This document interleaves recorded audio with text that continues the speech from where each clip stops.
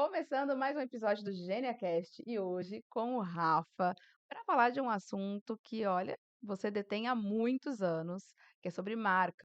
Como, né, criar uma marca memorável, Rafa. E já quero começar fazendo a pergunta mais básica sobre esse assunto, que é como criar essa marca, né? Como que a gente faz o início disso tudo, né?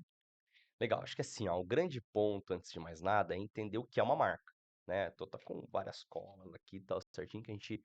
É um assunto que eu tenho bastante conhecimento, mas é importante sempre reviver, né? O que acontece, cara? É assim, ó, uma marca, ela é basicamente um atributo que foi criado para que um produto seja diferenciado do outro. Então, qual é a diferença de um produto para outro? Vou comprar um sorvete. Tem um sorvete A e um sorvete B. Qual é a diferença entre um produto e outro? A marca. Então, a marca que vai diferenciar. Só que qual que é o grande desafio? Como é que você cria a sua marca para ser diferente da marca da concorrência? Como é que você cria a sua marca para que o seu consumidor lembre de você, ao invés de lembrar de uma outra empresa, né? Então a marca nada mais é do que um símbolo, um código, ou diversos códigos, diversos símbolos que as empresas precisam criar uma calibração ideal para que quando o cliente tiver uma necessidade de lembrança sobre aquele produto ou serviço, ele lembre daquela marca. Então, o ideal é sempre o que é o seguinte: quando a gente pensa em marca, é o que que minha marca, como ela tem uma ressonância para o mercado, o que que ela mostra para o mercado, que automaticamente, né, automaticamente o mercado vai entender e falar assim, putz, eu lembro de você por aquilo, entendeu? Então, se for para definir uma marca, é isso. Uma marca é uma marca. Aquilo que fica para a pessoa, entendeu?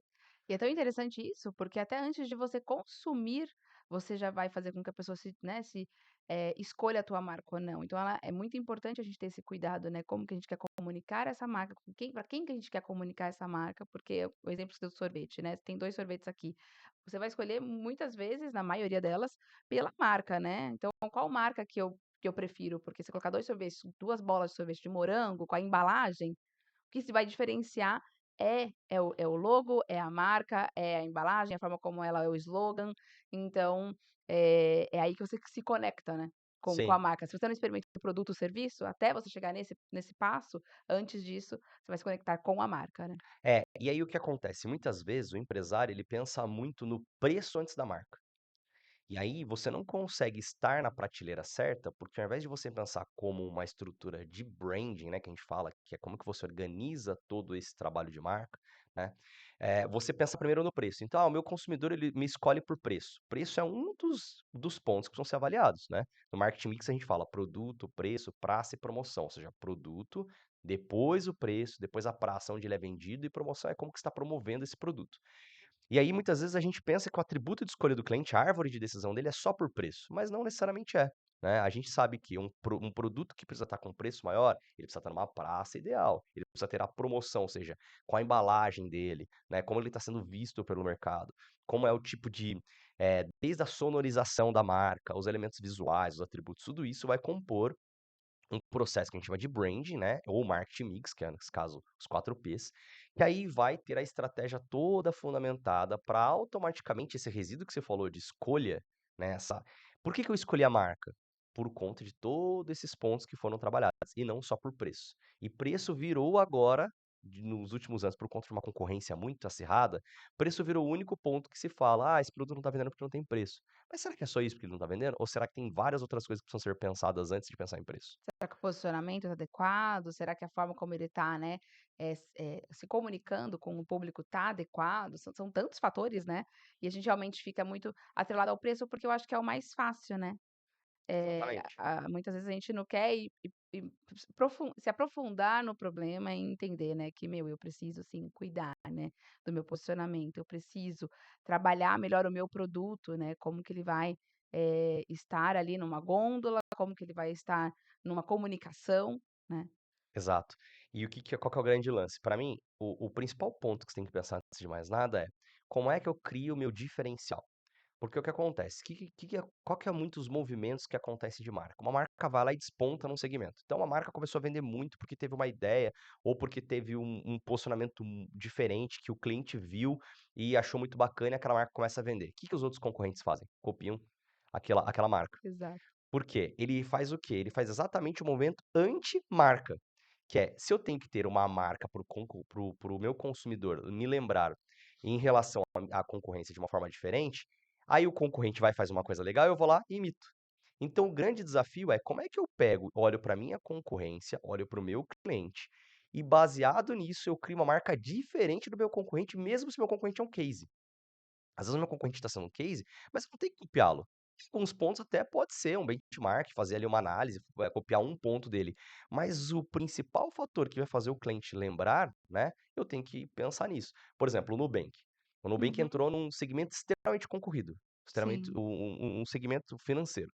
E aí você pega o Nubank, o que que ele poderia ter feito? Ah, vou fazer mais uma marca igual, porque se o Itaú tá dando lucro, se o Bradesco tá dando lucro, eu vou fazer igual. O que que o Nubank fez? Ele olhou para aquilo e falou: "Espera aí, vou fazer algo diferente". Então, começa pelo nome, começa pelo roxo, que todo mundo lembra, pela cor, depois vem sim. pelo discurso da marca, que é totalmente diferente, pelo atendimento, pela facilidade do app, ou seja, Cultura, né. cultura, tudo isso. E também entrou a questão preço, porque eles não cobravam algumas coisas que os outros cobravam. Então, ou seja, tem todo um arcabouço que tem que ser pensado para que eu crie o meu lugar no mundo, para que eu tenha ali um espaço na mente do consumidor diferente das outras marcas. As outras marcas estão totalmente posicionadas com algumas esferas de lembrança no consumidor, e a minha marca não, vou ser diferente. E aí o que acontece? O grande lance é, eu quero ter uma marca memorável, qual vai ser a minha imagem para o mercado que o meu cliente vai lembrar de mim, sendo que ele vai me distanciar da concorrência. Então esse é o primeiro fator que a gente tem que pensar, Perfeito, entendeu? perfeito. E aí o que a gente tem que pensar, por exemplo, o Michael Porter, né, até gosto muito da diferença do Porter pro Peter Drucker. O Michael Porter, o que que ele fala? Que a gente tem que pensar numa estratégia de empresa olhando para a concorrência. Então, se eu tenho que matar a concorrência, eu tenho que verificar o que esses caras estão fazendo, eu tenho que, tentar minar o concorrente. Já o Peter Drucker não. O que que ele fala? Eu tenho que colocar o cliente no centro. Então, o cliente é no centro, então eu tenho que pensar no cliente. Quem revolucionou esse processo na prática foi a Apple. O que que a Apple Uhum. fez, né? Tem um conceito chamado Jobs to be done, que é o quê? Eu tenho que pensar o que o cliente precisa, mesmo que ele não saiba o que ele precisa, entendeu? Então, Uhum. assim, automaticamente o Peter Drucker trouxe isso há muitos anos, e o Steve Jobs ele conseguiu cristalizar isso, deixar isso de fato real, um fato. E aí o que que acontece? A Apple se diferenciou como? Pensando no cliente e verificando o que o cliente precisava assim que o cliente soubesse que ele precisava. E aí ele não foi lá e olhou para a concorrência e falou assim: "Não, vamos matar o outro concorrente que vende computador". Não é isso, ele só fez uma coisa diferente. Eu, como estrategista de marketing, prefiro pensar dessa forma. Eu gosto de olhar para os concorrentes, verificar o que eles estão fazendo para me distanciar deles, mas não para tentar um embate direto. Eu gosto de pensar sempre as marcas quando eu estou organizando, a parte estratégica é, qual é o nosso lugar do mundo? E eu prefiro pensar mais no consumidor. O que o consumidor precisa, que a gente poderia modificar um pouco a nossa entrega, o nosso serviço, o nosso dia a dia da empresa, a própria cultura, que vai estabelecer uma conexão que o cliente transforme num advogado dessa marca, ou seja, a minha marca vai ficar memorável na mente dele, né, vou ter uma memória muito mais aprofundada do que a concorrência. Então, para mim, num processo de criar marca memorável, onde está o segredo? Pensar com a cabeça do cliente, saber sobre a vida do cliente mais do que o próprio cliente. Então as marcas elas deveriam Fantástico. ter um misto entre poesia e ser detetive. Então ser um poeta e um detetive. O que seria isso? Como é que eu investigo muito bem o que o meu cliente precisa e como é que eu crio uma poesia para deixar essa marca muito mais Atrativa, atrativa, né. envolvente e tal. E envolvente não significa ser legalzona, não significa ser, super cool. Não, às vezes o atrativo para o cliente é estar extremamente formal, mas para o meu cliente é isso que vai passar a impressão. É Então, isso que vai trazer ele, encantar ele, né. é isso que vai encantar ele. Então, assim, encontrar o lugar do mundo da marca, na minha concepção, a concorrência, ela fica até em segundo plano, ela tem que ser só para saber o que eles estão fazendo, né. Até é legal você pegar, assim, por exemplo, fazer um estudo de concorrência e olhar, assim, qual a cor que eles estão, usando. Meu, qual o discurso de marca, fazer um cliente oculto para entender quanto tempo de resposta tem num pedido de orçamento, o que que esse cliente, na verdade, tem de diferencial. Beleza, esse concorrente tem diferencial, ok. Porém, na hora que eu for montar a minha, eu posso copiar um ponto melhor de cada um, eu posso verificar o que cada um está fazendo, num sentido que dê para agregar o meu serviço, mas no final das contas eu preciso, de fato, ter um diferencial. Eu preciso colocar para o mercado que a minha marca, ela tem uma coisa diferente do que o mercado tem, entendeu? E isso é um grande desafio, né, não só para as pequenas empresas, mas para as grandes empresas, né. A gente vê, por exemplo, a marca Volvo, né, de carros, de veículos, né, ela sempre foi lembrada por, a marca de mais segurança, né. É o carro que tem maior nível de segurança, né, muito seguro, né. E hoje em dia, esse diferencial já não é mais tão, distante de outras marcas, porque daí a gente vê, por exemplo, a BMW, ela sempre foi caracterizada por uma marca mais esportiva, né, o design, né, acho que é isso sempre que ele trouxe mais. E agora a gente já vê a BMW se posicionando como uma marca segura, trazendo segurança, e daí você já olha, né, essas 2 marcas e você já não consegue, e o Volvo agora se posicionando como uma marca de design e tal. Então você já não vê muita diferenciação em 2 marcas tão fortes, tão poderosas, tão ricas, que poderiam, né, continuar tendo o seu posicionamento forte, atrelando essas outras características, né. Porque você não tem qual que é o diferencial entre uma e entre a outra, né. As marcas elas ficam muito pareadas, então você tem uma marca às vezes que tem um baita atributo, e aí o que acontece? Ela começa a olhar para a concorrência e começa a copiar. Esse ponto que você trouxe, ele tá no livro Diferente, que é um livro, Sim. para mim, The Branding é o livro que maior a gente pode agregar em relação a conhecimento de marca. Ah, Então, então já é uma dica aí, né. Então se você quer saber mais sobre marca, tem aí o livro Diferente, uma capa branca, né. o legal é Diferente, o nome da autora é Yang Mi-moon. Ah, muito bom. Yang Mi-moon. Yang Bimon. É, Então já é uma aí baita dica de leitura aí. É, e é muito louco esse livro Diferente, porque ele traz esse aspecto. Então, a BMW ao longo do tempo, ela era lembrada por esportividade e Volvo por segurança. Aí depois de passar um período, eles foram escutar o consumidor e falar: "Ah, não, mas os caras lá são lembrados por esportividade, eu por segurança". Aí um foi se pareando com o outro e depois de um tempo as 2 estavam iguais. E é legal porque você vê nos últimos anos a BMW voltando para o conceito totalmente de esportividade e design.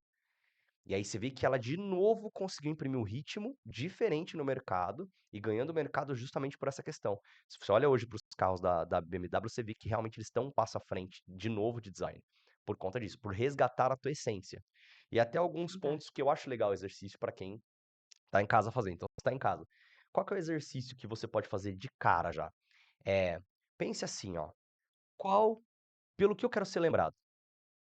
Uhum. Qual é a minha essência Perfeito.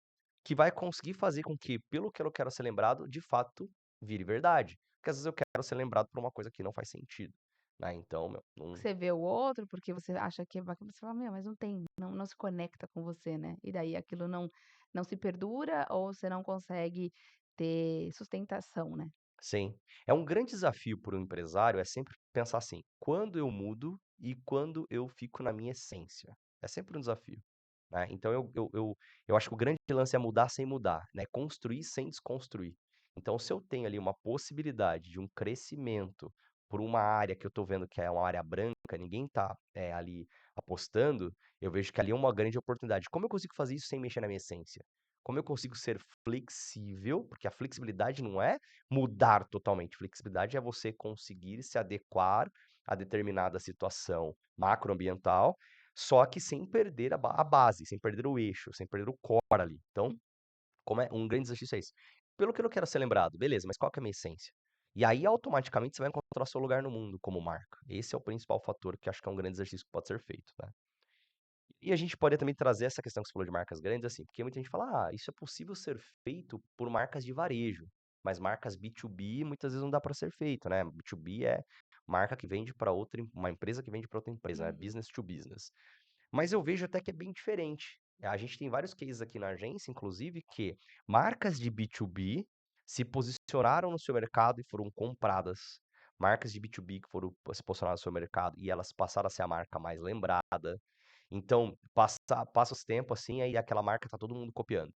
Várias vezes isso aconteceu com a gente, né? A gente tem sempre um objetivo aqui na agência. Essa marca entrou, a gente tem que fazer com que ela seja a melhor do segmento dela. E aí, depois de um tempo, a gente vê todo mundo ali tentando fazer Nós igual. temos muitos cases, né, de clientes que estão com a gente há 10, 15 anos e que a gente vê, né, como eles estão em primeiro no Uhum. ranking, né, da sua categoria, do seu segmento, e um monte de marca vindo atrás e literalmente, né, copiando, né. Exatamente, exatamente. E quantos não foram comprados clientes nossos? É verdade. Que desperta ali o interesse do maior da categoria em volume, verificando uma empresa que está em movimento, ou Exatamente o inverso, quando o nosso cliente é líder e todo mundo ali copiando, fazendo igual. Isso é E eu lindo, vejo né, que assim, porque pra gente, né, aproveitando, se você quiser ser comprado ou se você quiser ser se a marca destacar, né, que se você destaca, fala com a gente que a gente dá um jeito pra você, a gente cria todo esse planejamento pra você. E aí o que acontece, por que que eu gosto também do B2B nesse sentido? Porque o B2B, eu gosto do B2B pelo seguinte, porque ele é mais difícil porque tem menos mídia para explorar esses pontos de marca, porém o nicho é menor. Então, quando você consegue aparecer naquele nicho, automaticamente a tua marca fica em evidência para quem é o seu público-alvo. Então, meu público-alvo são compradores do agronegócio, por exemplo. Beleza, num segmento específico.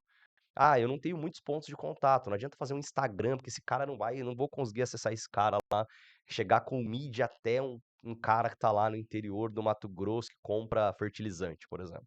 Beleza, às vezes fica mais difícil chegar até ele. Uhum, Porém, tem outras ferramentas de mídia que a gente pode fazer que automaticamente, quando eu começo a ser visto por esse cara e eu tiver ali um ajuste de marca bem pensado, né, uma estratégia de marca bem pensada, ele vai lembrar de mim. Por quê? Porque eu estou sendo diferente em relação à concorrência. Então a mídia, o B2B, ele tem um problema de mídia, que é mais restrito, mas ele tem um fator que é mais fácil eu ser lembrado que a concorrência é menor e a quantidade de impactos e informações que esse cliente recebe em relação a, a- aos outros concorrentes é menor. Então, sempre tem muito espaço para crescer no B2B.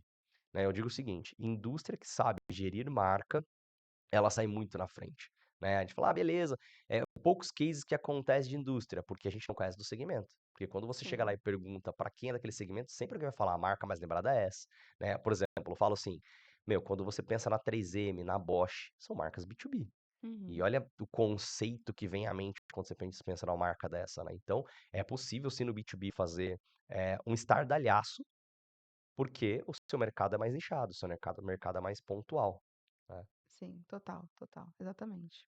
Então o B2B ele tem esse fator, ele tem esse ponto que é o ponto quê? O ponto de automaticamente, dar esse aspecto, essa facilidade, essa possibilidade de trabalhar. E hoje também com tecnologia, por mais que as mídias ficaram mais restritas, você também consegue chegar nessa pessoa, né. Então no B2B você hoje consegue falar com o decisor através de algumas tecnologias que antes não eram possíveis. Então realmente eu não conseguia construir uma marca B2B fazendo comercial na Globo, mas eu consigo fazer todo um toda uma comunicação com ele através das mídias novas digitais. E o mais do que mídia, a gente tem que pensar primeiro no fundamento de marketing. Então, como que tá a minha embalagem? Como é que tá, o meu discurso de marca? Como é que tá a minha identidade visual? Como é que está os meus atributos de diferenciais? Eles estão claros para o consumidor? Todos os pontos de contato da minha marca, eles são, eles têm uma ligação, né, eles se conectam. Então, quando eu penso nos pontos dessa marca, tipo assim, quando o meu vendedor atende o cliente, qual é o tempo de resposta? O que que ele fala no início? Quais perguntas ele faz para o cliente? Quando ele manda um orçamento, esse orçamento parece uma bula de remédio ou parece uma coisa realmente que o cliente fala, que o cliente se encante? O vendedor, ele tem um começo, meio e fim na construção desse script de vendas? Quando o cliente não entendeu de fato que você está vendendo o preço, você está vendendo para o cliente certo? Então tudo isso, precisa ser pensado dentro de um planejamento de marketing, com começo, meio e fim, né. E muitas vezes a gente pensa que fazer, marketing é só cuidar do meu Instagram, é só fazer um post na internet, é muito mais do que isso. Exato. E daí isso também já me faz pensar em proposta de valor, né. Eu sempre penso que é muito importante a gente perder tempo pensando na proposta de valor da nossa empresa, né, e dos nossos clientes, que a gente sempre auxilia nossos clientes nisso também, né. Aqui eu gosto de falar de proposta de valor, trazendo o conceito do Seth Godin, que é um outro pensador muito grande sobre Fantástico. sobre, marca, marketing, branding e assim por diante, que ele traz o conceito da vaca roxa. Sim, Né, então, aquele conceito clássico, imagine você saindo daqui, indo para uma cidade de 100 km de distância, e aí você vai ver um monte de vacas ali no caminho, nenhuma vai te chamar atenção. Agora, se você sai daqui, vai para essa mesma cidade e vê uma vaca roxa, o que que vai acontecer? Você vai pegar, você vai parar, você vai tirar foto, vai falar para os amigos, vai mandar no grupo de WhatsApp, vai fazer um estardalhaço, por quê? Porque você viu uma vaca roxa no caminho. E o conceito de vaca roxa nada mais é do que o que a gente estava falando, que era justamente trazer um ponto de diferencial da tua marca para gerar um break na vida da pessoa, falando: "Opa, isso aqui é diferente, chamou me atenção, chamou né. atenção". Meu, como é isso aqui tem algo muito diferente em relação à concorrência. Ou seja, é um lugar no mundo conquistado por aquela marca diferente da concorrência, diferente do que o mercado está optando. Então, a Uhum. proposta de valor da marca qual é? Esse é o exercício que tem que ser feito. Qual é a proposta de valor que a tua marca tem no mercado? Como você se posiciona? Como exatamente é a tua marca em relação a todo o universo de marcas que tem, né? Quando o consumidor pensa em comprar a sua solução, o que que vem na mente dele? Quais são as principais marcas que vêm na mente dele? E quando ele pensa na tua, o que que ele pensa? Então isso Que cria sentimento gera, né. Isso é tão bacana, né, quando a gente consegue se aprofundar a este ponto, né, que sentimento gera, né. Você deu o exemplo do Nubank, né. Logo quando ele lançou, as pessoas desejavam fazer parte, né, desse clube, né. Eles lançaram como se fosse, né, uma empresa de banco, né, uma financeira, né, mas as pessoas desejavam estar ali, né. Eles já criaram esse conseguiram criar esse sentimento, né, por uma série de estratégias que a gente sabe, né, tudo tem estratégia ali por trás. E hoje, né, eles têm, né, o Clube Roxinho, é o Coração Roxo e caramba, é muito bacana o que eles conseguiram construir e estão aí liderando, né, nesse segmento, conseguindo chegar em posições de grandes lideranças. Então quando você consegue chegar no sentimento do cliente, né, ali no coração dele, né, fazer com que ele fale de você com amor, né, e fale com você numa conversa paralela com os amigos, isso é o faz auge todo de sentido. uma marca, né. E o grande lance é a gente pensar o seguinte, que uma marca memorável, até pegando um outro gancho aqui, uma marca memorável não pode ser só na mídia. Total, Uma marca total. memorável, ela precisa estar o conceito de proposta de valor dela precisa ser disseminado em todos os ambientes dela. Um exemplo, você acabou de falar de Nubank, né. Eu tenho um primo que trabalha nós temos um primo que trabalha no C6 Bank. Sim. E aí eu perguntei pra ele, estava no churrasco, eu falei assim: "Qual é o diferencial do C6?" E ele não soube me explicar. Ele trabalha lá. E aí ele mandou um áudio ontem falando: "Olha, fui ver aqui e os nossos diferenciais são esses em relação à Investimento. concorrência". Ele mandou um Aí eu áudio fui ontem de 2 pesquisar. minutos e meio. E aí me fez uma seguinte reflexão: como é que você dissemina a cultura de marca na organização? Porque Uau. às vezes a gente quer falar muito de valores, a gente quer falar muitas vezes do ponto ali da motivação com os funcionários. O funcionário sabe qual é o seu lugar no mundo? O funcionário sabe de fato quais são os seus diferenciais? Você ter uma campanha de endomarketing sempre falando para aquele funcionário, a empresa que você trabalha: "Meu, a gente se posiciona assim. Ah, eu vendo preço, então a gente tem o melhor preço do mercado". Não, eu não vendo preço, nós não vendemos preço, nós vendemos qualidade. Inclusive para na hora que ele estiver fazendo o produto ali dentro da empresa, aquilo Ele seja saber aonde ele vai, né, potencializar o trabalho dele, né, aonde ele vai dar mais foco no trabalho, né. exatamente, a energia mesmo. É. Meu, eu tô ali fazendo a gente tem como cliente a Brasuco, né, que tem os produtos da Luau ali. Meu, a pessoa tá produzindo ali. Meu, quanto de amor coloco naquilo ali. Uhum. Isso influencia totalmente no Depois processo aquilo como um vai todo. pra mesa da casa de uma Exatamente, família, né. exatamente, vai pra casa de uma família, olha que loucura isso. Então, as marcas elas pensam muitas vezes na proposta de valor e esquecem dos funcionários. Uhum. Esquecem de deixar claro para o funcionário, meu, onde a gente quer chegar. Né, quais são os nossos diferenciais?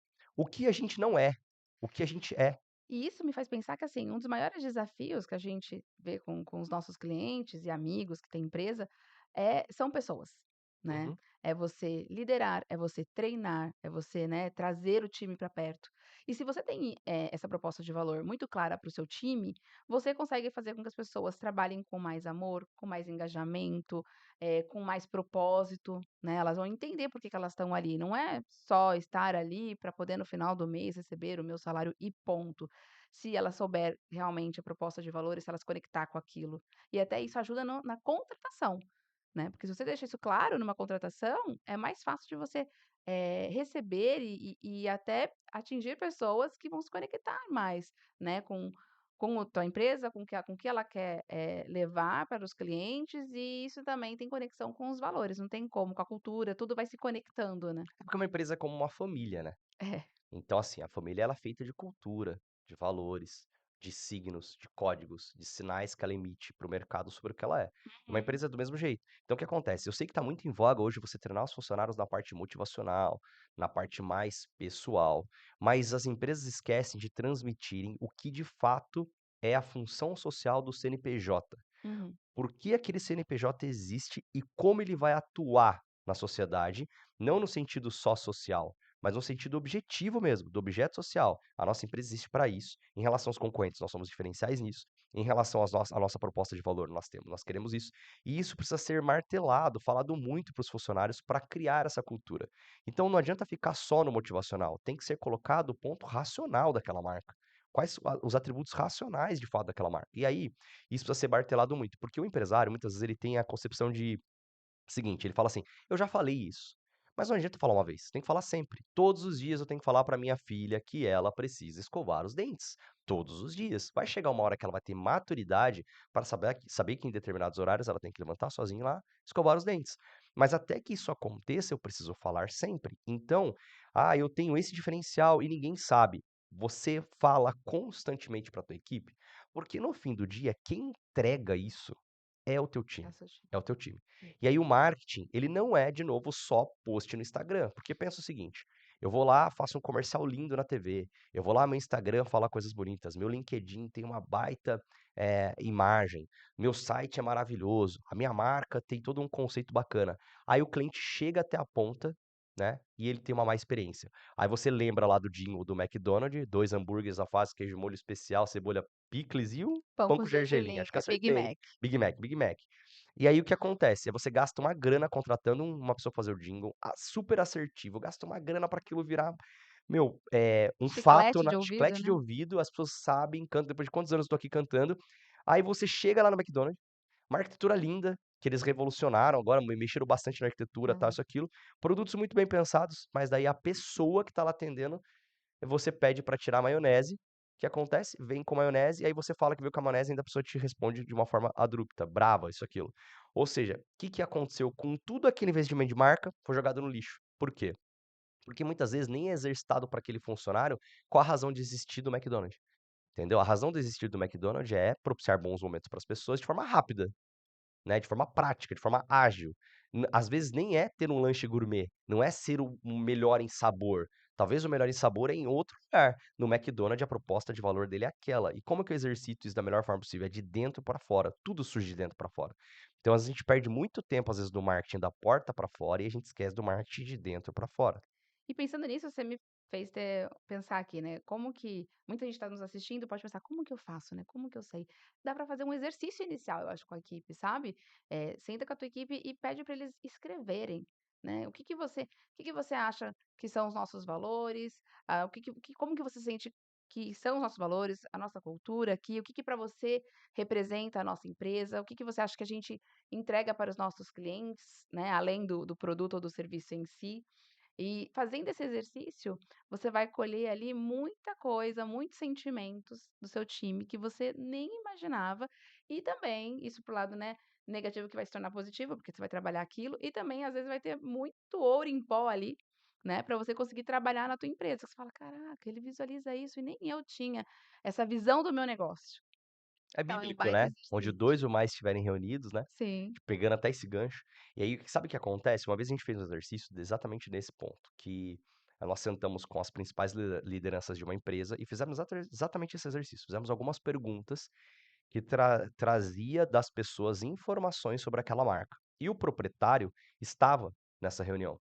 E o proprietário descobriu coisas ali que ele começou a ficar emocionado, que ele Olha não só. sabia sobre a marca, de muitos anos que ele tinha aquela liderança que ele não sabia. Às vezes sentar com a equipe e fazer um workshop, fazendo perguntas certas, porque o grande lance é fazer perguntas Sim. certas, para que você descubra a proposta de valor que já existe na tua empresa, você pode explorar aquela proposta de valor e você cria um baita diferencial para o mercado. E a Uhum. gente saiu de lá com uma proposta de valor muito bem assertiva e que perdurou por anos, inclusive. E para mim a pergunta-chave nesse exercício de marca. Você tem que fazer a seguinte pergunta para os seus funcionários: se a nossa marca não existir, o que que o mundo perde? Uau. Essa pergunta, ela faz ecoar na vida das pessoas um raciocínio sobre: "Poxa, espera aí, né, o que que a gente faz quando a gente acorda e vem trabalhar e a gente tá aqui", porque às vezes você entra no piloto automático e Faz esse isso vira comunicação depois. total. Isso vira comunicação interna, externa, isso vira valor. Né, porque você tá lá: Quais são os meus valores?". Comprometimento, responsabilidade. Já é, beleza. Mas, cara, se minha marca não existir, o que que o mundo perde? Uhum. Essa é a pergunta que a gente tem que fazer todos os dias. E você faz seu time ser pertencente, né. Ele se sentir, né, parte daquilo realmente, e não ser só um número, né. ele se sente ali parte daquilo, né. Eu preciso cooperar para que, esse resultado alcance, né, o desejado, né, a meta desejada. E automaticamente, assim, quando você tem essa questão de pertencimento, a melhor forma de você dar uma ordem para alguém é perguntando para ela o que ela faria. Sim. Ou então, Fazendo ela pensar, né. fazendo ela pensar, porque se ela co-criar a solução com você, ela vai executar de forma muito melhor. Então, Uhum. quando você está pensando nisso em marca, é legal também, que as pessoas vão entregar aquilo que no fim do dia é exatamente aquilo que ela co-criou.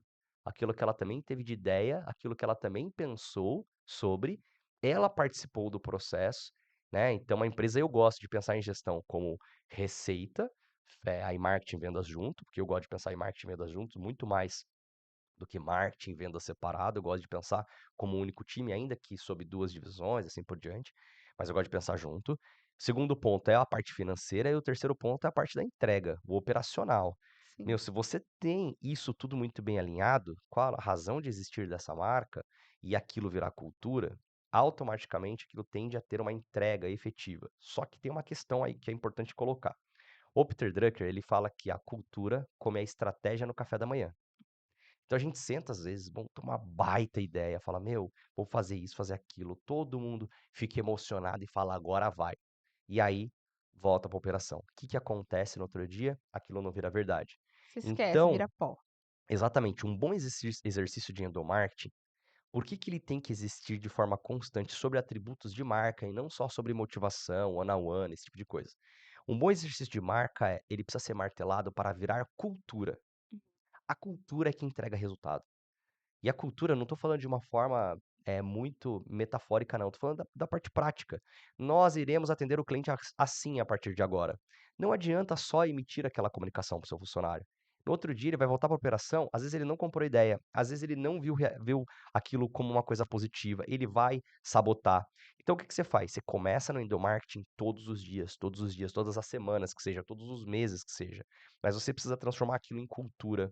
Analisar, pegar o erro, por quê? Porque aquele ponto que às vezes que vai mudar a chave da empresa, que aí eu posso fazer um comercial bom do marketing da porta para fora, eu posso fazer uma boa estratégia da porta para fora, o que que acontece? Ele não está sendo entregue no dia a dia, então eu estou falando uma coisa que não é real, que não funciona, isso e aquilo. Agora, se eu pego e transformo um atributo de marca em cultura, automaticamente a minha estratégia, que era linda, que era maravilhosa, ela vai virar realidade. Lembrando que cultura, para ser estabelecida, né, e fincada dentro do time, ela leva até 6 meses, né, é o exemplo que você falou de escovar o dente, né, do filho, né, fala todo dia ali, todo dia até que uma hora acontece. Numa empresa, quando a gente muda uma cultura, quando a gente muda um processo, quando a gente muda algo dentro com a equipe, é importante que você perdure ali e martele, né, porque ele pode se levar até 6 meses para que aquilo realmente entre nos poros e as pessoas façam de uma maneira automática, né. Então, se eu puder dar uma dica para você que está aí, como empresário, vendo isso, ou um gestor, alguma coisa, e precisa, criar uma marca memorável, uma dica que eu dou: invista em endomarketing. E endomarketing, às vezes você está pensando: "Ah, eu tenho que dar alguma coisa para o meu funcionário, eu tenho que, ter brinde, essas coisas, sabe, gift, um presente para ele". Não é necessário. Às vezes, só o fato de você martelar aquilo que você deseja, só o fato de você falar sempre o que você quer, já muda o ambiente. Tem uma pesquisa que eu gosto muito, que é aquela que uma empresa ela subiu a iluminação do ambiente de produção, melhorou a produção, aumentou a produtividade.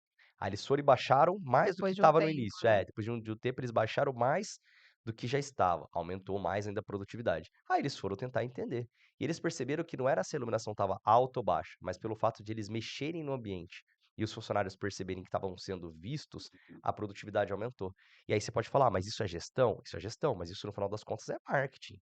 Porque se eu tenho uma produtividade melhor, o meu produto chega melhor na casa do consumidor, se o consumidor fala bem sobre o meu produto, isso é marketing, Sim. né? Porque marketing não melhora produto ruim, É. né? E não estou nem falando que o seu produto precisa ser bom, só estou dizendo o seguinte: você se propôs a falar para o mercado que o seu produto é isso. O marketing entregou isso. Qual a experiência que o cliente vai ter? Né? Então, automaticamente, né, você tem que entregar no marketing, na comunicação, uma experiência que não acaba ali. É uma experiência que ela se perdura. Então, eu até brinco assim, né, que eu prefiro o medíocre, o ruim do que o medíocre. Então, eu prefiro o ruim do que o medíocre. Por quê? Porque o ruim você olha e fala assim, é isso. Então, eu chego lá na frente da gôndola, vejo um refrigerante ruim, eu falo, eu tenho pouco dinheiro, ele tá mais barato, eu vou levar. Agora eu vejo uma com uma roupagem mais ou menos, ali, meio Você gourmetzinho, cria uma cria uma expectativa, né. expectativa e ele é medíocre, quando eu abro ele é ruim, eu falo: "Putz, que Que chato". que droga, devia ter É, comprado ruim deveria ter mesmo, comprado ruim, e exatamente. ainda E aí, economizado. esse é o ponto que muitas vezes a gente vê muito. Ah, eu crio eu tenho um produto, voltando para o marketing mix, eu tenho um produto, eu vou direto para o P de promoção, eu já vou promover, já vou fazer propaganda. Estrutura melhor essa cadeia, o seu produto está atrelado ao seu preço, que está atrelado à tua praça, depois eu vou para a promoção dele, depois eu vou usar os atributos de comunicação evidenciando esses pontos aqui, entendeu? Então isso são coisas bem interessantes da gente poder, trabalhar que a gente pode trabalhar nesse processo, né. Bacana. Para fechar, acho que essa questão do endomarketing, eu não sei se vai fechar também, né, porque esse assunto é infinito. Mas quando você falou, sobre co-criar, né, com o time, a gente teve esse exemplo claro aqui na Gênia, né, quando a gente foi, refazer os nossos valores, né, a gente sentou com todo o time, né. Antes a gente fez um exercício com eles, onde a gente falou para eles, nos deem 10, né, 10 tópicos de valores que vocês acreditam que a Gênia deveria ter e que se conectem com os que conectam com os seus valores. E depois disso a gente pegou dezenas de papéis com todos os valores. Colocamos na mesa, na lousa, fomos colando e fomos juntos criando isso, né. Quais serão os 5 valores inabaláveis da nossa empresa.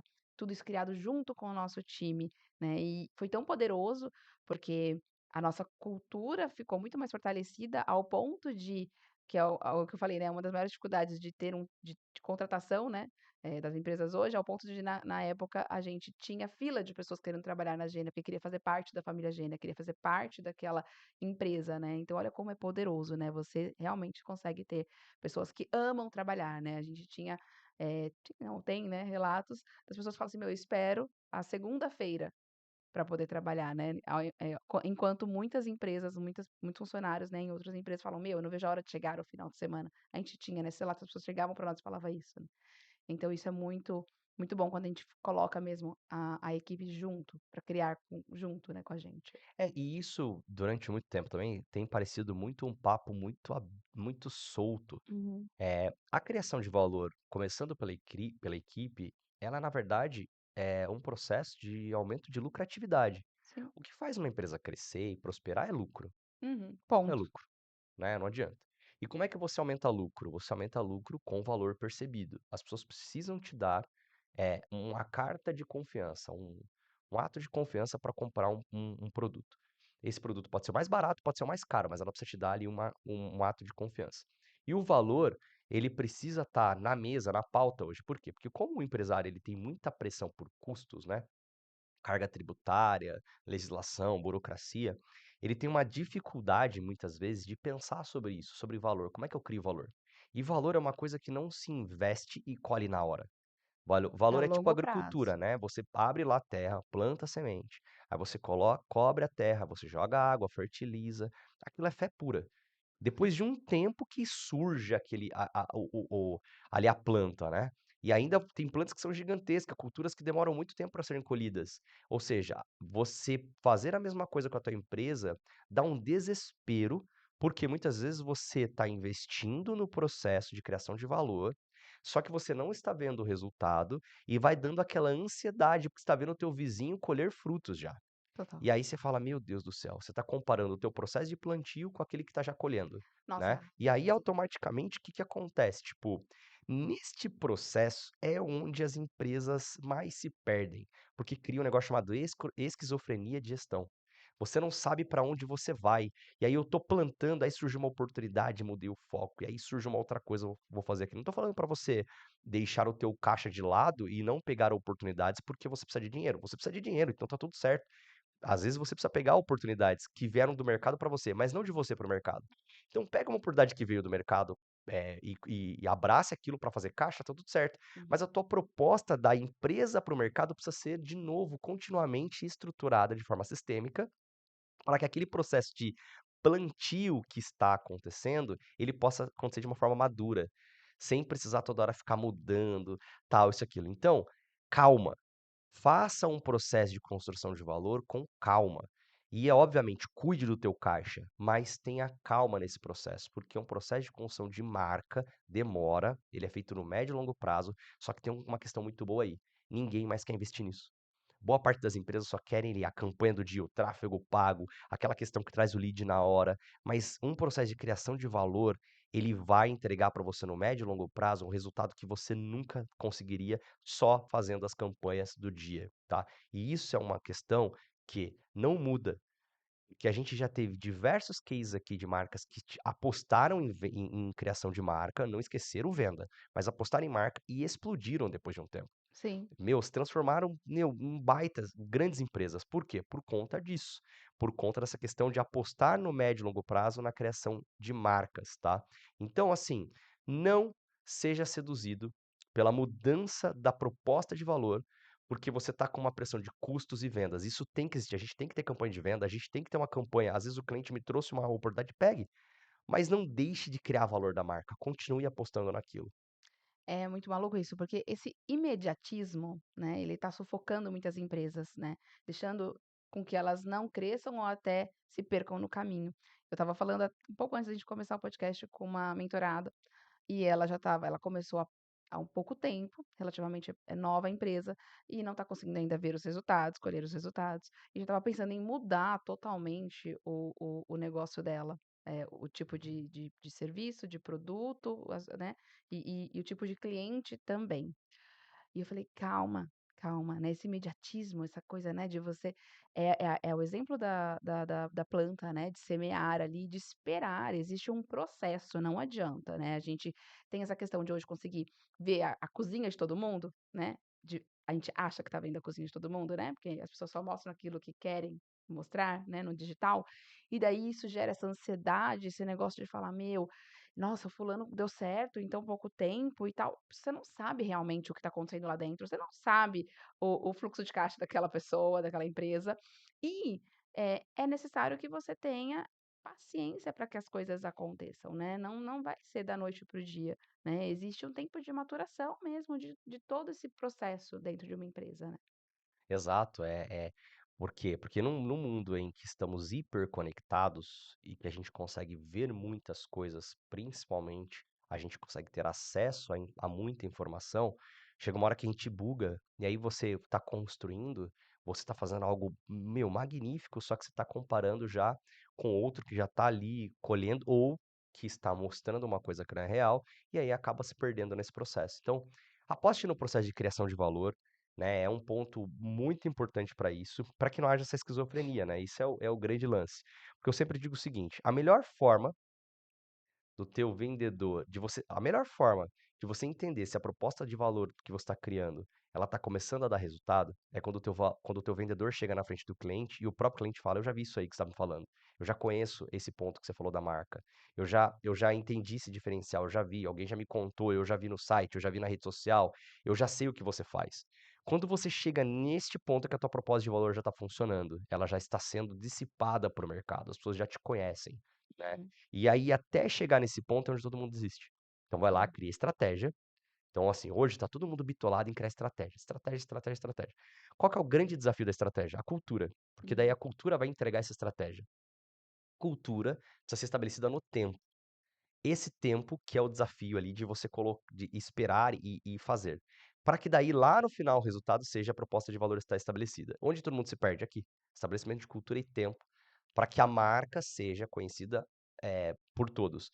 Até tem aquela brincadeira, né, uma marca centenária para ser centenária precisa de 100 anos, né. Exato, não tem como Uma ela não vai conseguir, né, enxugar o Não vai tempo. conseguir. Você consegue ter um reconhecimento de marca em menos tempo, mas você precisa de Para ser tempo, centenária vai né. ter que esperar os 100. Exatamente. Marca é como, o reconhecimento de marca é muito parecido com, quando você está cozinhando, por exemplo. Você vai fazer uma carne. Se eu quero uma carne muito bem temperada, eu preciso deixar ela muito tempo no tempero.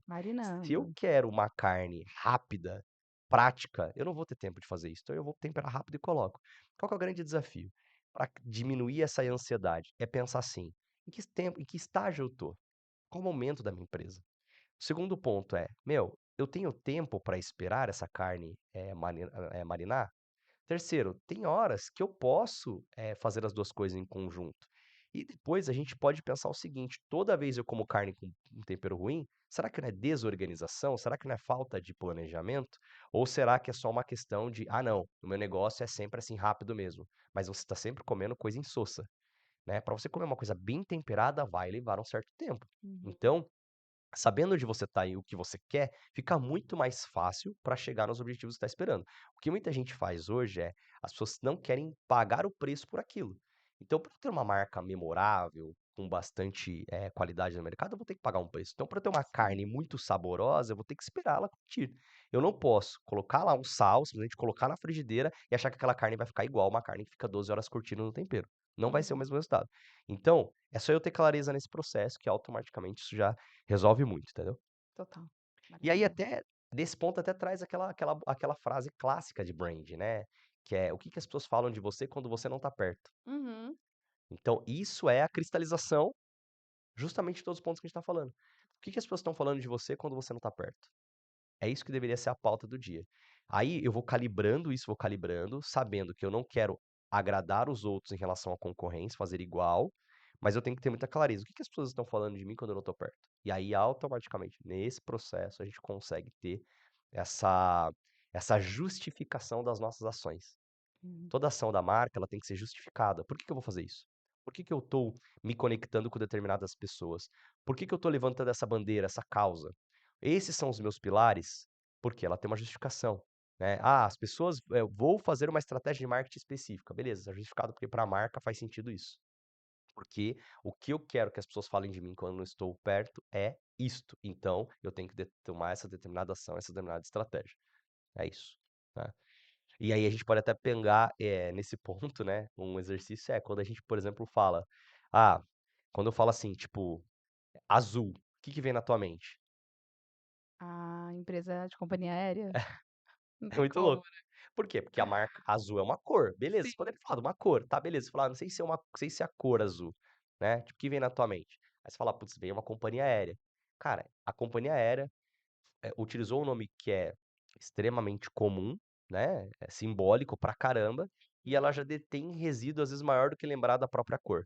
É Por quê? verdade. Porque tudo que eles fazem está conectado com o objetivo que a marca quer.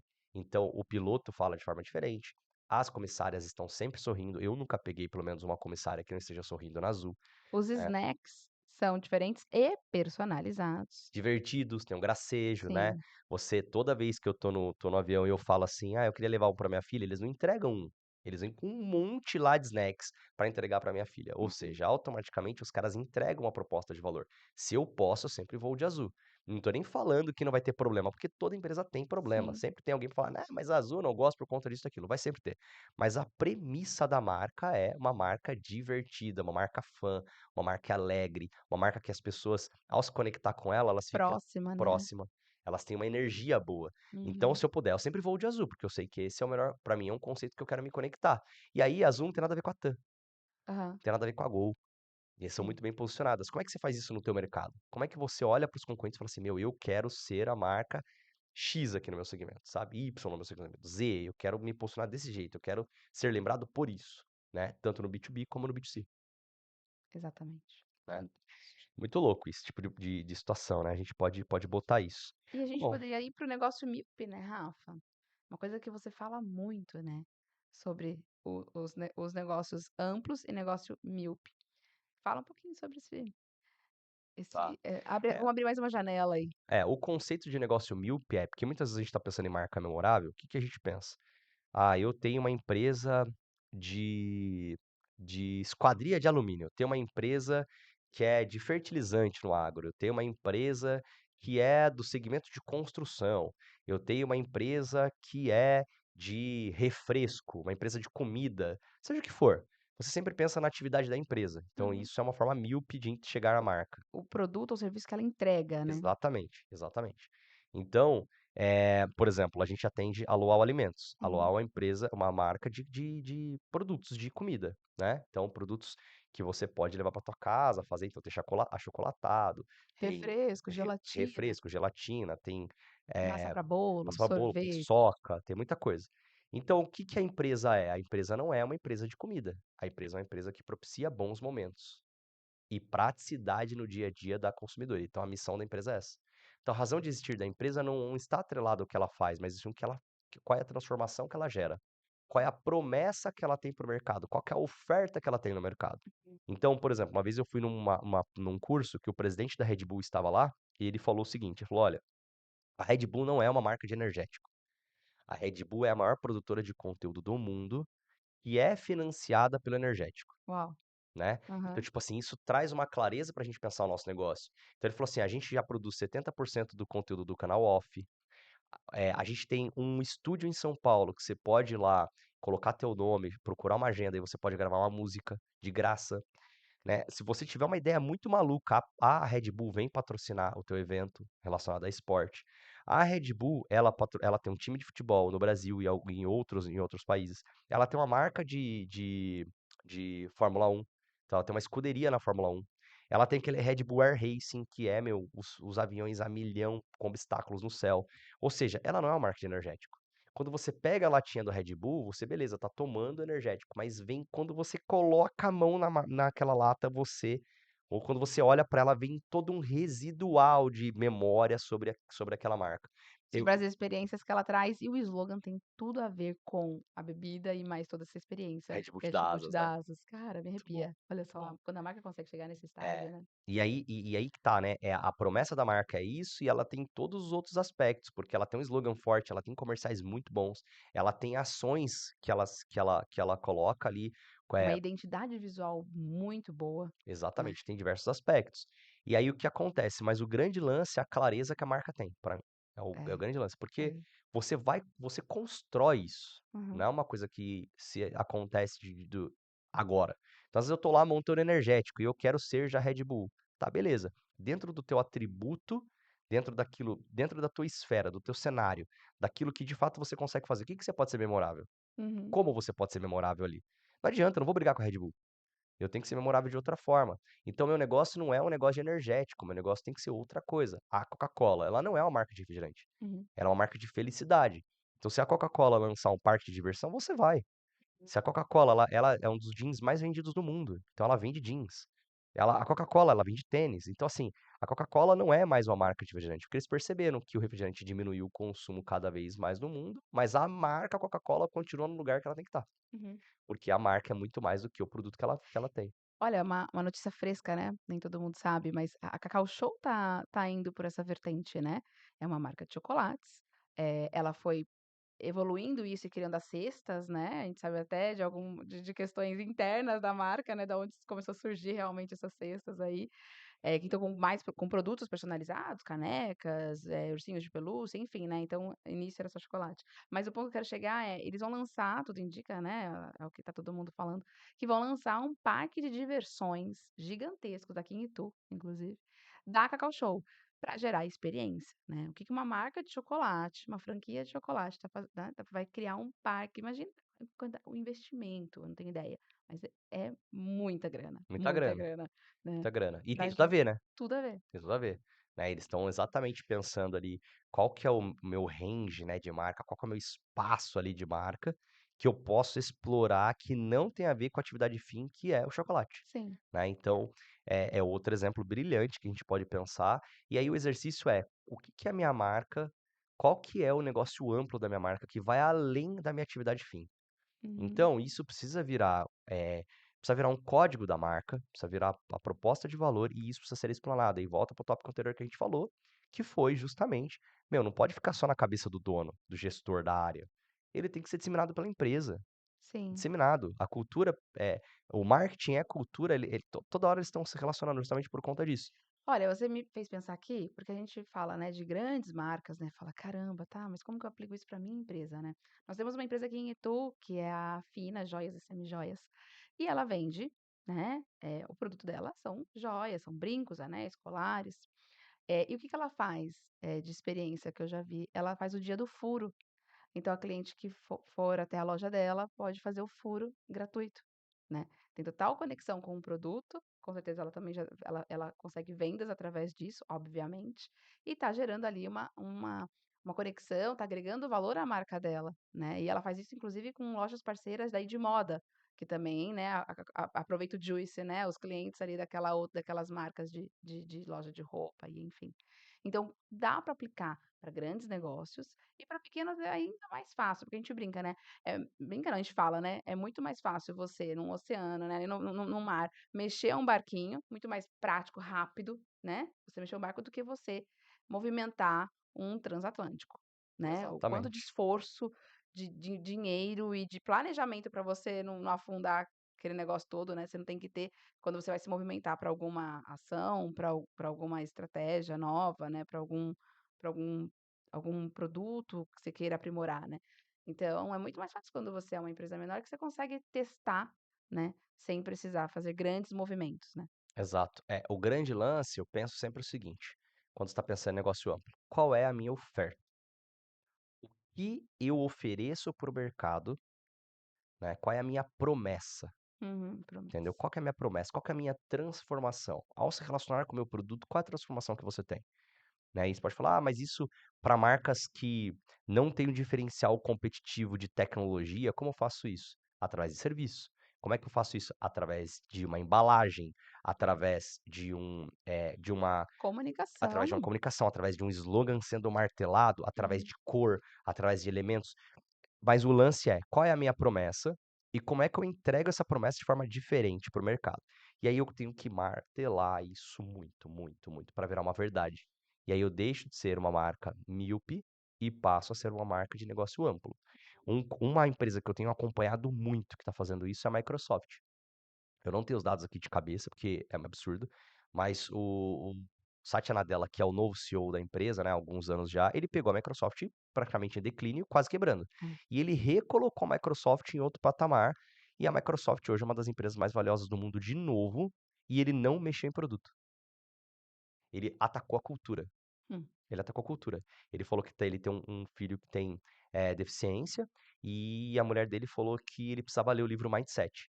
E aí ele falou: "Ah, nada a ver, tal, isso, aquilo". E aí ele foi ler o livro e aquilo falou: "Nossa, eu preciso encontrar pessoas de mentalidade flexível, e essas pessoas precisam ser valorizadas dentro da Microsoft". A partir dali ele começou uma revolução de cultura, e a Microsoft se reinventou de uma empresa que vendia software físico para uma empresa de cloud. Então eles são uma empresa hoje que todos os softwares, tudo aquilo está no cloud, e aí a empresa despontou.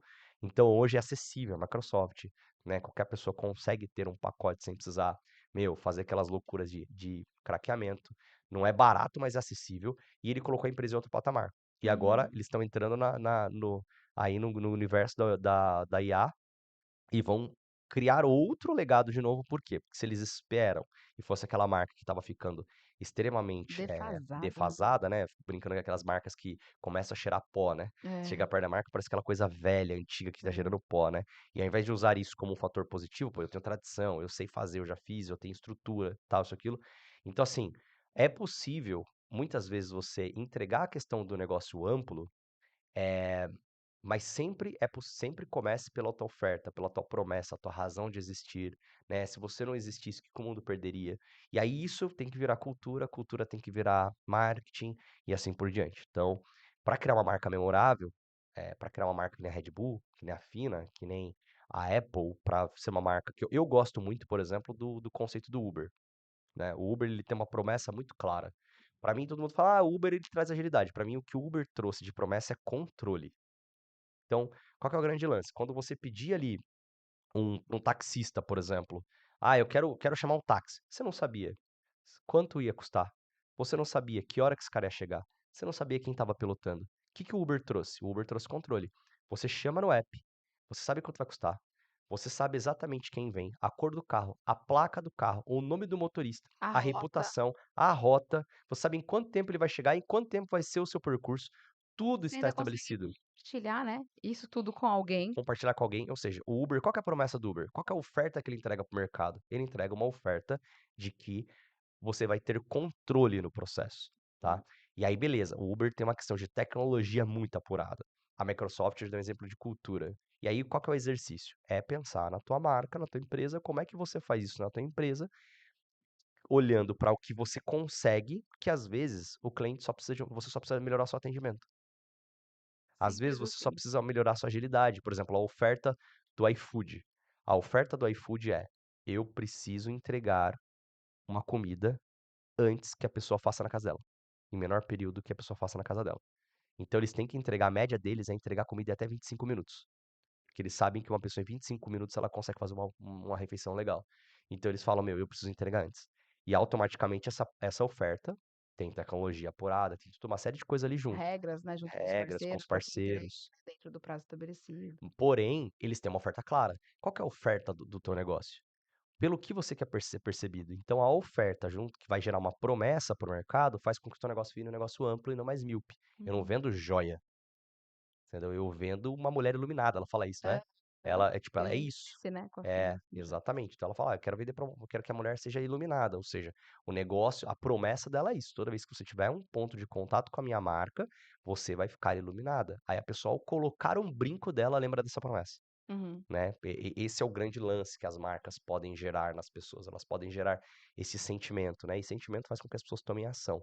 A gente vende muito pro racional das pessoas, a gente tem que começar a vender pro emocional das pessoas, né, o emocional é que compra, é o emocional que vai fazer com que a pessoa opte pela empresa, é isso que vai trazer no na aquela efetivação de compra, A gente entendeu? sempre fala, né, que o consumidor ou ele compra por dor ou por desejo, né, e o ideal é até que ele compre por desejo, Gasta então mais inclusive, exatamente, gasta exatamente. mais, né. Então a gente tem que pensar nisso, né, o que que você como que a sua empresa vai se posicionar para que o nem que seja para comprar pela dor ou pelo desejo, mas entrar no emocional do teu cliente, né. Você consegue ser muito mais assertivo, você consegue fidelizar mais, você consegue crescer de uma forma mais acelerada, enfim, são só vantagens se a gente partir por esse lado e não para aquela questão do imediatismo de só querer ir direto para a oferta ou só para o preço né, e não olhar todo esse processo que vem antes. E eu acho que o grande lance nessa hora, cara, é fazer aquele exercício que você gosta muito do "e se", É, né, o "e se" é muito muito bom. "Ah, vou é de lá, graça, né. é de graça". Então, ó, pra você aí, papel e caneta. "Ah, eu não consigo criar uma oferta, porque minha concorrência já é estabelecida. Eu não consigo criar uma oferta, porque minha cultura tá ruim, meus funcionários não estão, comprando a ideia que eu tenho. Ah, eu não consigo". Qual que é o grande lance? Pega um papel e caneta e escreve "e se?". "E se eu fizesse tal coisa? E se eu tivesse tal ideia?". E E vai se minha fazendo. marca fosse assim? E se minha marca fosse Se a assim? gente fizesse um evento, e se a gente fizesse um encontro dos tomadores de decisão que compram daqui da minha empresa? E aí o que acontece? Depois disso, você faz esse exercício sem nenhum tipo de, bloqueio, sem pensar na parte produtiva. "Ah, eu não tenho dinheiro para fazer isso", não importa.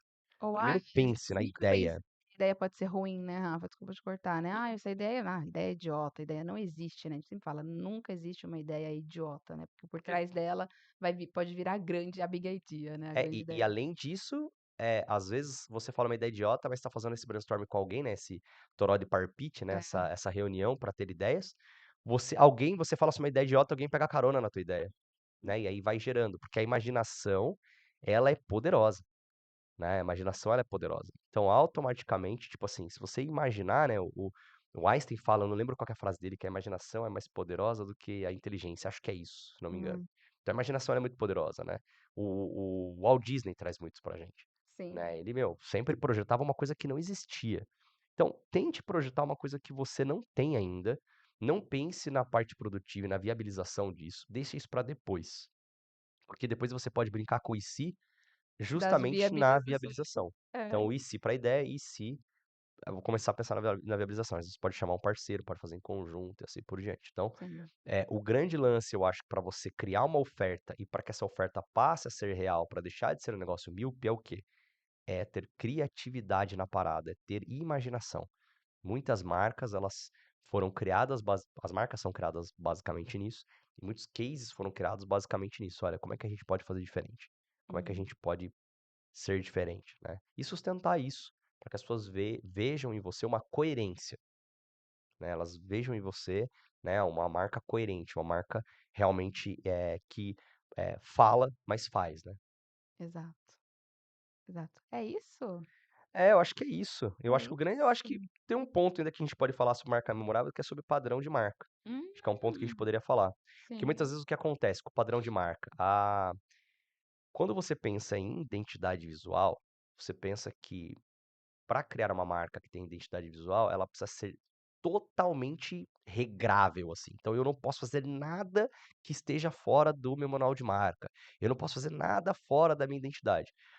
O manual de marca, né, que até algumas, já tá meio que caindo em desuso esse termo, né, a gente porque a marca é orgânica, ela é viva, então automaticamente a gente precisa pensar no sim no manual, mas Não muito pode ficar mais capengando, amplo né. exatamente, porque ao invés de ser uma identidade visual, na verdade passa a ser uma prisão visual, É. né.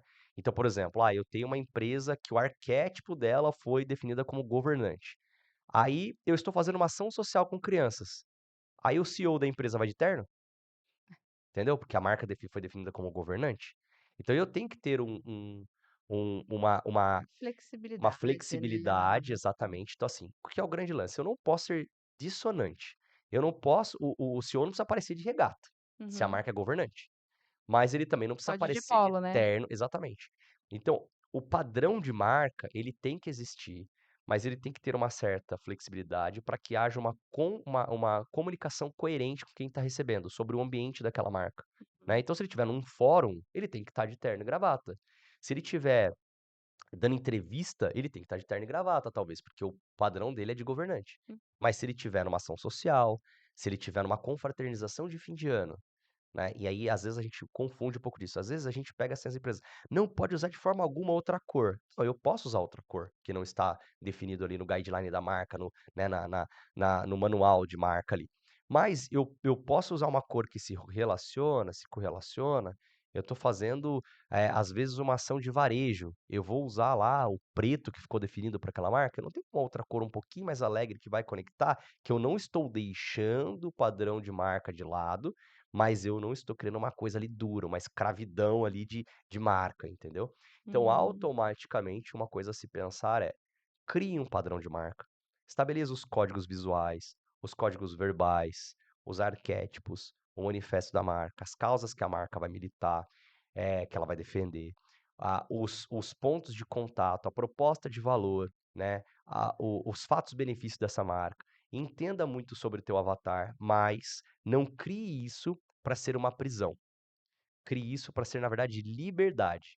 Porque quando você tem todos esses aspectos pontos, é livre. Vamos fazer tal coisa? Não, não faz sentido pra gente. Vamos usar tal cor? Não, não faz sentido pra gente. Não que só eu definir verde vai ter que ser verde. Não, mas eu tem alguma cor que eu posso me conectar com aquele aspecto? Pode. É até liberdade. Porque automaticamente, nesse ponto, eu vou ter ali uma fácil análise, uma fácil, escolha, eu vou ter uma fácil, opção, que eu tenho uma cor que se correlaciona com a outra, então automaticamente isso vai gerar uma liberdade ao invés de ser uma prisão. Então, padrão de marca o que é? Padrão de marca é para gerar nas marcas, né, ali um enredo, né, tem uma frase que eu gosto muito que é: "Branding é calibrar todos os meus pontos de contatos com o mercado". Toda vez que eu calibro isso, eu deixo mais claro para o mercado o que que ele vai falar de mim. Sabe uma marca que tá fazendo isso excelentemente bem?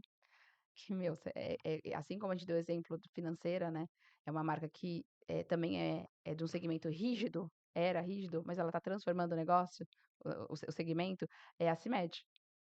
Cara, quando você falou assim: "Ah, a roupa, né, que a marca vai vestir e tal", eh, a CIMED ela tá transformando todos o segmento, né, farmacêutico, né, a forma como eles se comunicam, os produtos que eles estão lançando, a comunicação, visual, promocional, produtos, tudo eles estão fazendo um burburinho, né, no segmento farmacêutico, né. Você vê a Carmed, né, que é aquele gloss com gostinho e que, meu, as adolescentes Fizeram piram. o collab com a Fini, né. Com a Fini, exato. Então, assim, é surreal quando você consegue sair entrar nesse "se" e sair do bloqueio mental para conseguir pensar em várias formas de você se diferenciar, de você ter uma marca memorável, porque quem era CIMED, não sei, há 5 anos atrás, Uhum.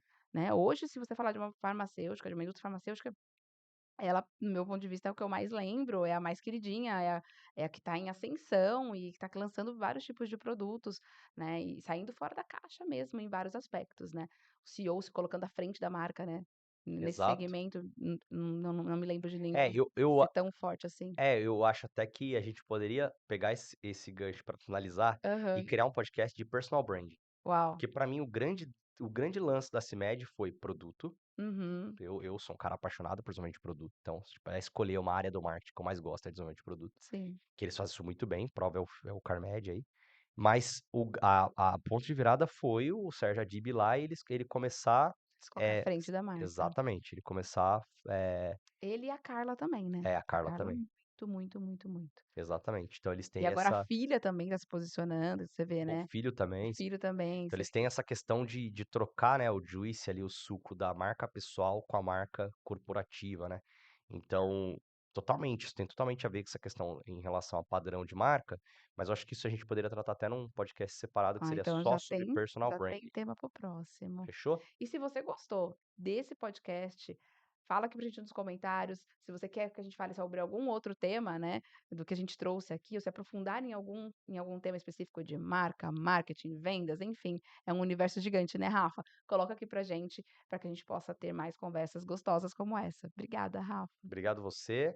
Bom, a gente se vê então, como a Carol falou, em outros bate-papos por aqui. É um tema que a gente gosta muito, Uhum. que a gente curte muito de falar e é uma coisa que a gente vive há quase 20 anos. Então a gente É. sabe, a gente tem conhecimento de causa, muitas histórias e muitas coisas colocadas à prova. Obrigado pelo tempo que a gente compartilhou aqui juntos.